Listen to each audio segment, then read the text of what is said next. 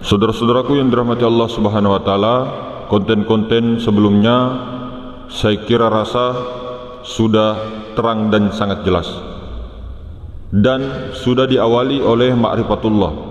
Maka sekarang kita wajib sebagai umat yang pengikut baginda Rasulullah sallallahu alaihi wasallam, tanpa menyalahkan yang lain, kita kepada diri sendiri saja kita wajibkan fardu ain, bukan fardu kifayah, untuk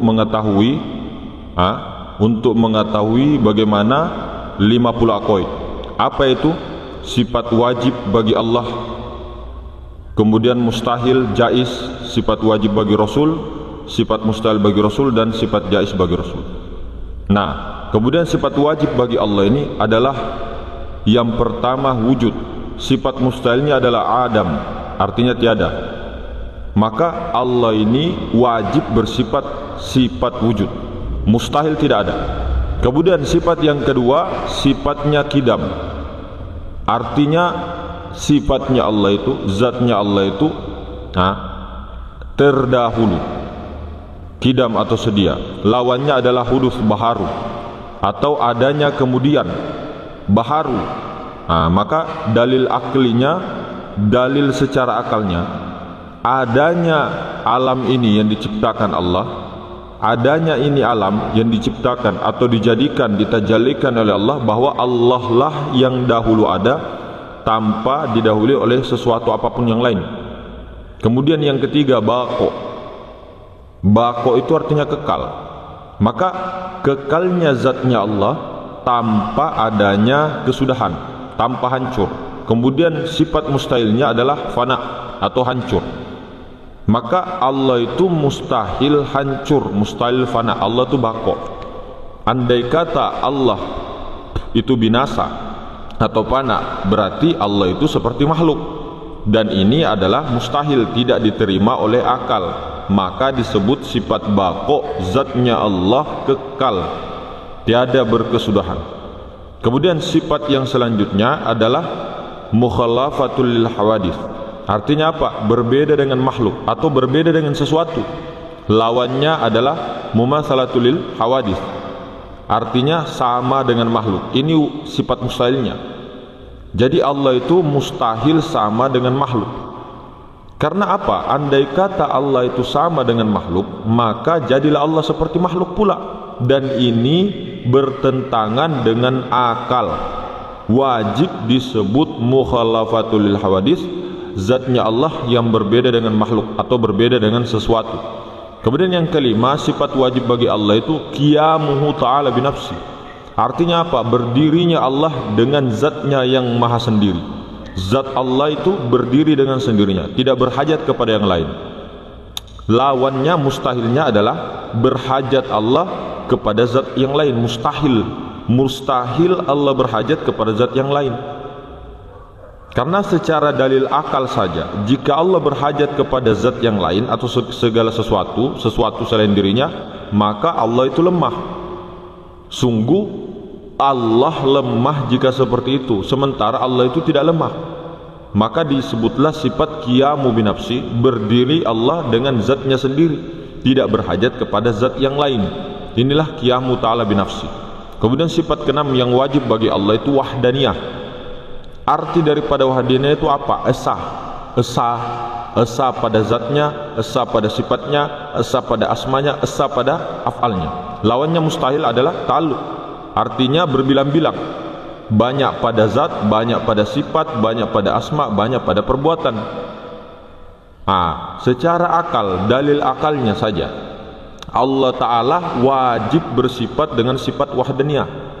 Andai kata Allah itu tidak esa, boleh 2, boleh 3, 4 dan seterusnya, maka ini sungguh Allah itu banyak. Ketika sungguh Allah itu banyak, berarti ini adalah mustahil. Allah itu tidak banyak, Allah itu esa, Allah itu tunggal, Allah itu ahad. Contoh, kalau ada Allah lain atau ada Tuhan lain selain Allah, berarti ada dua Tuhan yang bertengkar. Ada yang menciptakan langit, ada Tuhan yang menciptakan bumi. Kemudian pasti dia berdebat. kau jangan hamparkan langit begini, jangan bangun langit di atas bumiku. Yang satu bilang jangan kau taruh bumimu di bawah langitku. Pasti bertengkar nanti. Maka ini disebut lemahnya salah satu. Di saat ada duanya Tuhan, yang satu menciptakan langit, yang satu menciptakan bumi, berarti lemah dari salah satu dari kedua itu lemah. Salah satu yang lain itu lemah. Sementara Allah Ta'ala itu tidak seperti itu, maka mustahil. Ketika seperti itu, masa ya Tuhan berdebat? Masa ya Tuhan berkelahi dengan Tuhan yang lainnya? Kan tidak ada. Jadi Allah Ta'ala itu esa pada zat, esa pada sifat, esa pada asma, esa pada af'al. Mustahil. Nah, kemudian sifat wajib bagi Allah yang ketujuh kudrah, artinya berkuasa. Berkuasa, lawannya majisun, artinya lemah, ajisun. Maka Allah itu bersifat berkuasa, kuat, berkuasa. Allah itu tidak lemah. Allah itu mustahil lemah. Nah, jika Allah itu lemah, sungguh tidak ada alam semesta ini. Nah, karena adanya Allah itu adalah alam semesta ini, maka Allah itu berkuasa. Kemudian sifat yang ke-8 iradah, sifat wajibnya berkehendak dengan kesendiriannya, berkehendak dengan sendiriannya. Artinya mustahilnya adalah dipaksa. Dalilnya ini, dalil akalnya ini adalah apa? Andai kata Allah Ta'ala dipaksa dalam berbuat sesuatu, maka Allah itu lemah. Dan di waktu lemahnya Allah, maka tidak akan didapatkan alam alit, tidak akan tercipta alam ini. Sedangkan alam ini ada setelah Allah Ta'ala mentajallikan dirinya. Walaupun alam ini disebut wujud bayangan, khoyal. Kemudian yang 9, ilmun, lawannya jahal, bodoh. Jadi ilmu itu yang Allah itu maha tahu, Allah itu tahu, Allah itu ilmu. Kemudian mustahilnya itu lawannya adalah bodoh. Maka ketika Allah bersifat bodoh, maka ini sifat mustahilnya. Ketika Allah seandaikan bersifat bodoh, maka Allah Ta'ala itu tidak bisa dijadikan Tuhan, tidak bisa dikatakan penguasa, maka itu mustahil bagi Allah. Kemudian sifat yang ke-10 hayat, hidup. Lawannya adalah mustahilnya adalah mautun, mati. Jadi Allah itu zat yang hidup, zat hayat yang hidup. Allah itu wajib bersifat hayat. Andaikan Allah mati, tidak hidup, maka sunyinya alam ini daripada yang mengaturnya. Di saat Allah mati, maka alam ini tidak ada lagi pengaturnya. Di saat tidak ada pengatur, maka rusaklah alam ini. Dan ini jelas-jelas bertentangan dengan logika seseorang, dalil akli. Maka wajib Allah hayat, sifatnya hayat. Kemudian sifat yang ke-11 sam'un, sama, mendengar. Lawan mustahilnya adalah samamun, artinya apa? Somamum artinya tuli. Jadi Allah itu bersifat mendengar, sama. Mustahilnya adalah bisu. Dalilnya Sami'um basiru, Allah itu maha mendengar, maha melihat. Allah Ta'ala menyebutkan di dalam Al-Quran dirinya mendengar, dirinya melihat, sifat mendengar. Maka Allah Ta'ala itu maha mendengar. Kemudian yang ke-12 sifat basor, artinya melihat. Lawan daripada itu mustahilnya adalah buta. Allah Ta'ala itu mustahil buta, kita yang buta. Maka sifat wajib bagi Allah ini, 20 sifat wajib bagi Allah ini untuk Allah. Kalau kita 20 sifat mustahil bagi Allah itu kita. Maka Allah Ta'ala mendengar, melihat. Allah ini melihat. Allah menyebutkan dalam Al-Quran basirun. Kemudian yang ke-13 sifatnya Allah Ta'ala apa? Kalam, yang maha berbicara. Apa mustahilnya adalah bisu, bukmun. Itu bisu. Allah Ta'ala mustahil busa. Bisu. Allah Ta'ala mustahil bisu. Karena Allah Ta'ala itu yang berkata-kata. Allah itu kalam. Allah itu yang maha berbicara. Tajallinya sifat ma'ani ini ada pada nyawa, sehingga bisalah berbicara, melihat dan sebagainya. Kemudian yang ke-14 kaunu ta'ala qadirun, artinya hal keadaannya Allah yang maha berkuasa. Lawannya adalah hal keadaannya Allah yang lemah. Maka Allah Ta'ala itu yang maha berkuasa, mustahil Allah Ta'ala maha lemah.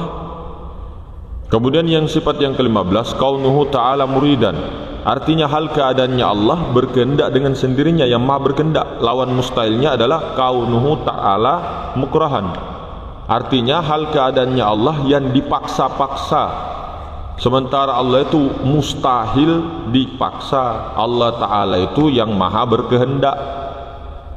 Kemudian sifat yang ke-16, kaunuhu ta'ala aliman, artinya hal keadaannya Allah yang maha mengetahui. Lawan mustahilnya kaunuhu ta'ala jahil, keadaannya Allah yang bodoh. Allah itu tidak bodoh, mustahil Allah bodoh. Begitu, ini zat daripada Allah Ta'ala. Sifatnya ini menunjukkan kepada zat, sifat maknawiyah ini. Kemudian kaunuhu ta'ala hayyun, artinya apa? Keadaan Allah Ta'ala yang maha hidup. Allah itu mustahil yang maha mati, hal keadaannya mati mustahil. Maka secara akal saja sudah mampu digambarkan. Dalilnya ada hayyul qayyum, Allah Ta'ala maha hidup berdiri dengan sendirinya. Kemudian hal kaunuhu ta'ala sami'an, Allah Ta'ala yang betul-betul maha mendengar. Mustahilnya adalah Allah maha tuli, tidak mungkin Allah tuli, maka Allah itu maha mendengar. Sudah tadi disebutkan dalilnya. Kemudian yang ke-19, kaunuhu ta'ala basirun, hal Ta'ala keadaannya ini adalah maha melihat. Kemudian lawannya mustahilnya adalah buta, maha buta. Allah Ta'ala mustahil yang maha buta, mustahil. Keadaannya Allah mustahil buta.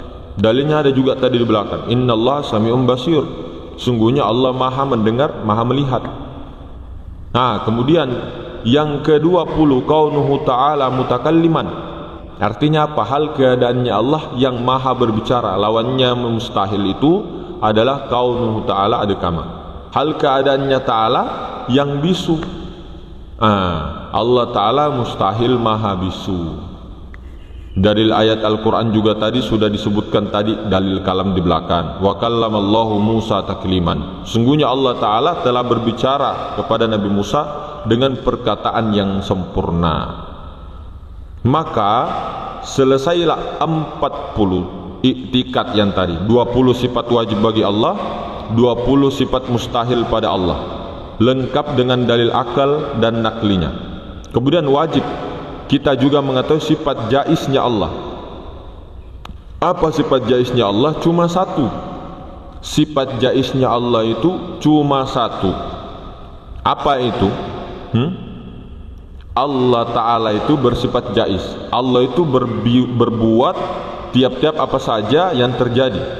Allah Ta'ala berkehendak semaunya saja, mau-maunya Allah Ta'ala, mau-maunya Allah. Kalau memang Allah Ta'ala mau memperbuatnya ataupun tidak diperbuatnya Allah, sama sekali tidak ada campur tangan apapun. Mau-maunya Allah, sifat wenangnya, mau-maunya, terserah Allah, begitu. Maka ini 41 tadi, wajib 20, mustahil 20, jaiz 1, 41.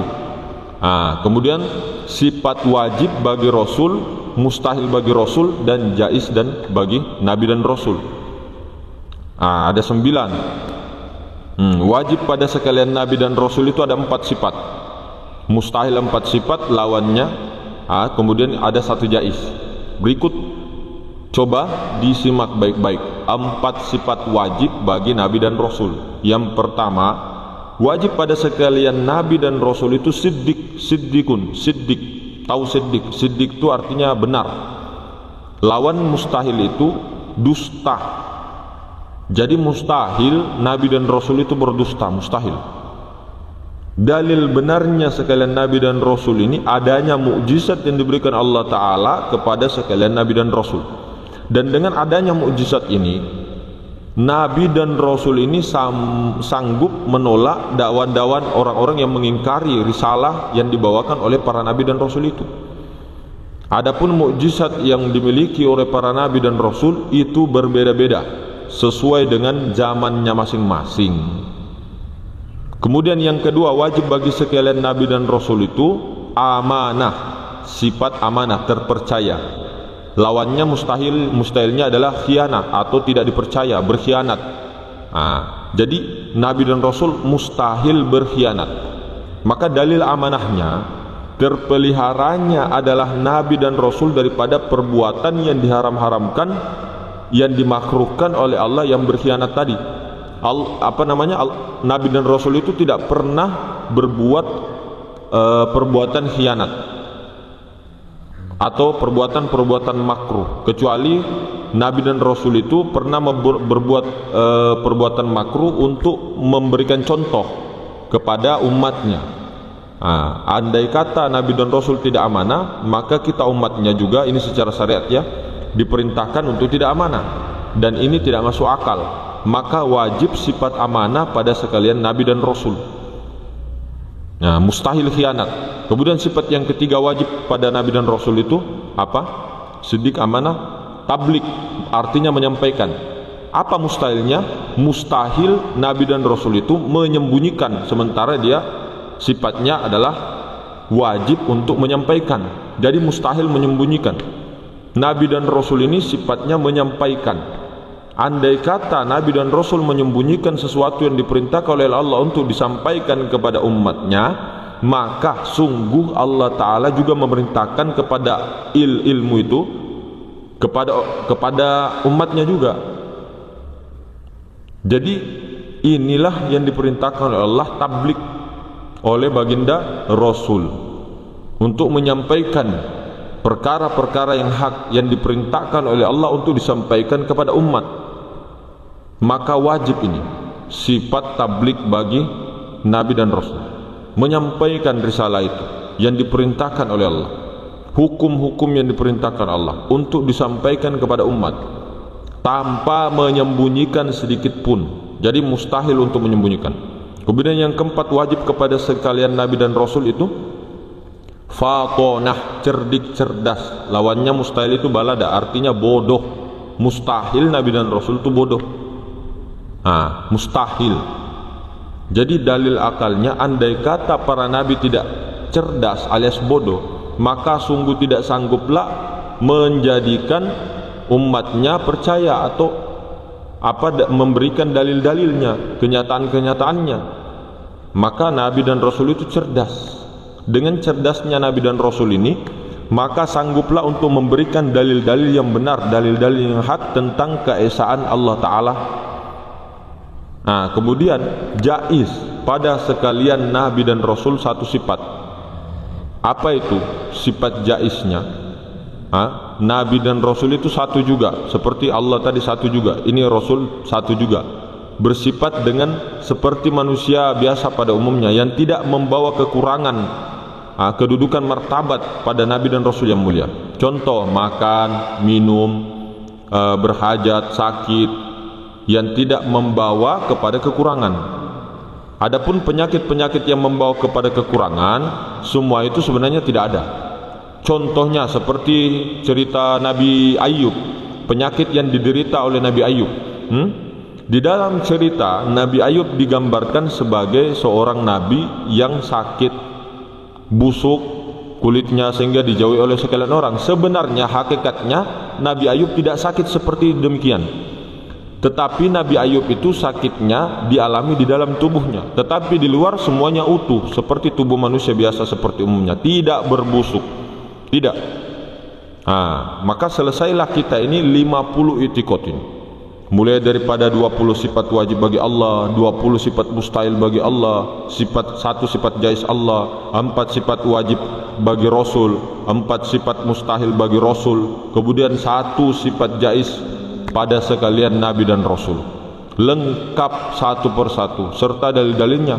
Maka inilah yang dinamakan aqaidul iman atau aqaid khamsah, 50 aqaid secara terperinci. Maka itulah tadi bagaimana saudara-saudaraku yang dirahmati Allah, bagaimana kita ini semua untuk mewajibkan diri kita sendiri, karena ini bukan fardu kifayah, ini fardu ain.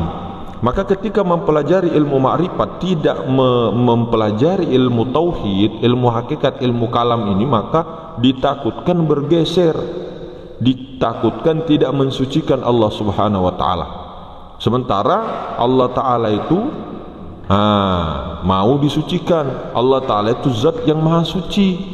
Jangan sampai kita mengotori dengan mentang-mentang belajar ilmu ma'rifatullah, kemudian wah ini Allah itu segala-galanya begini-begini. Iya, itu secara ma'rifat benar.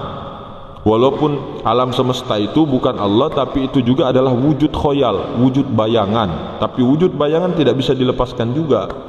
Tapi jangan katakan alam semesta itu Allah, itu kaum keliru. Alam semesta itu bukan Allah, salah. Itu bayangan aja, bayangan wujud khoyal. Wujud hakikinya adalah zat hayat. Wujudnya Allah Ta'ala berwujud kepada zat hayat. Zat hayat itu Nur Muhammad atau Ahmad. Ini zat hayat, inilah zat yang hidup. Inilah yang disebut Nur Muhammad, inilah Ahmad. Inilah Nur Muhammad batin, Nur Muhammad yang hayat, yang hidup.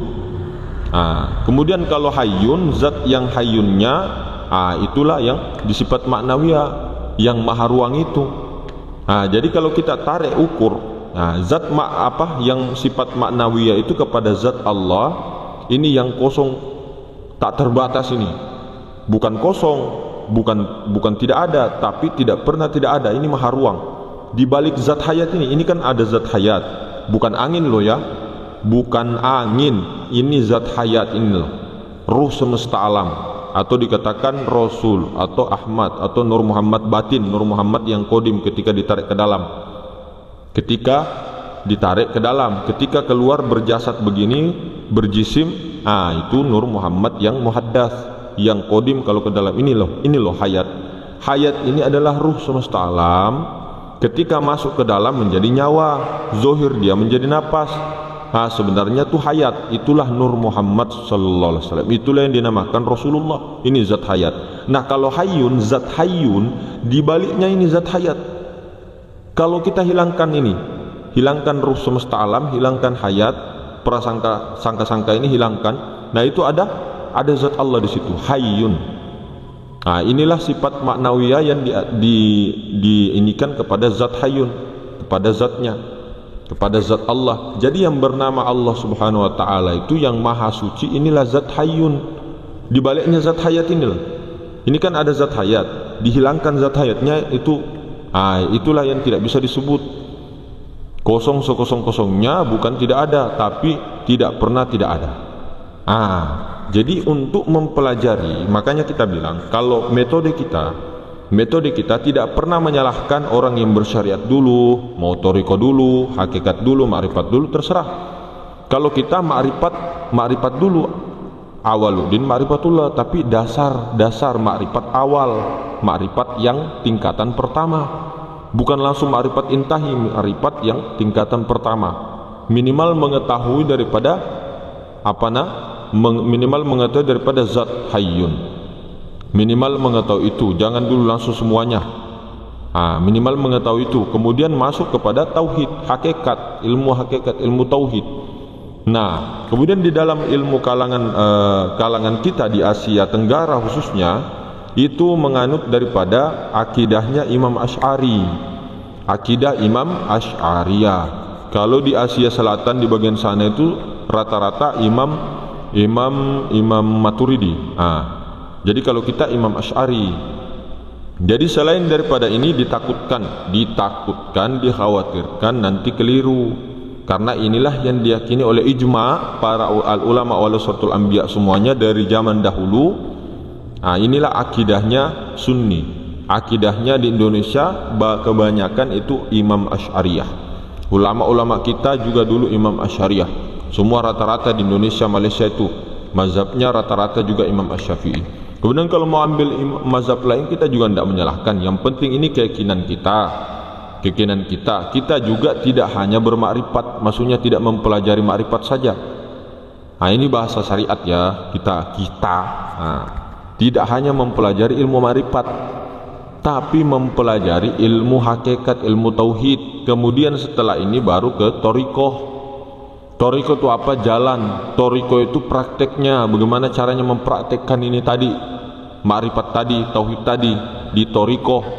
Kemudian bagaimana cara menzohirkannya, bernyata kepada di syariatullah, tapi bukan syariat yang seperti yang kemarin-kemarin kita lakukan, tapi bukan dirubah. Solatnya tetap 2 rakaat solat subuh, 4 rakaat solat duhur, 4 rakaat solat asar, maghrib 3 rakaat, isya 4 rakaat, tetap.